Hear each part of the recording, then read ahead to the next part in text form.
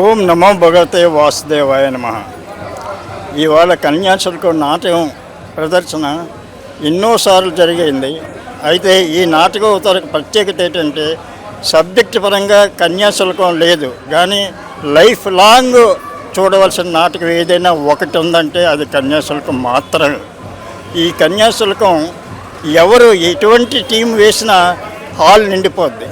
అది ఎందుకంటే ఆనాడు గురజాడ అప్పారావు గారు రాసినటువంటి జీవిత క్యారెక్టర్స్ అన్నీను మన జీవితంలో జరిగేవే ఆయన ప్రస్ఫుటించి రాశారు. అందువల్ల దీనికి తిరిగిలేదు. సార్ నాకు చిన్న డౌట్, మీరు స్టార్టింగ్లో సబ్జెక్ట్ లేదు నాటకం అయితే అలాగ ఉంది కదా అన్నారు కదా, కన్యాశుల్కం మరి అంటే ఇప్పుడు ప్రెసెంట్ జనరేషన్కి అవసరం అంటారా లేదంటారా? ఇప్పుడు కన్యాశుల్కం రివర్స్ అయిందండి. కన్యకి ఇప్పుడు శుల్కం ఇవ్వడం లేదు, ఇప్పుడు మనం తీసుకుంటున్నాం, మగవాళ్ళు తీసుకుంటున్నారు. అందువల్ల రివర్స్ అవుతుంది.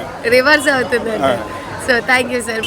నేను మొట్టమొదటి రమణమూర్తి గారు వెళ్ళి రమణమూర్తి గారు పరిచయం అయినప్పుడు చాలా గ్రేట్ పర్సన్ అనుకొని చాలా దూరంగా ఉండి చూసేవాడిని. కానీ ఆయనతో మమేక అయిన తర్వాత మిడిల్ క్లాస్ అందరితో సమానంగా ఉండే ఏకైక వ్యక్తి రమణమూర్తి గారు.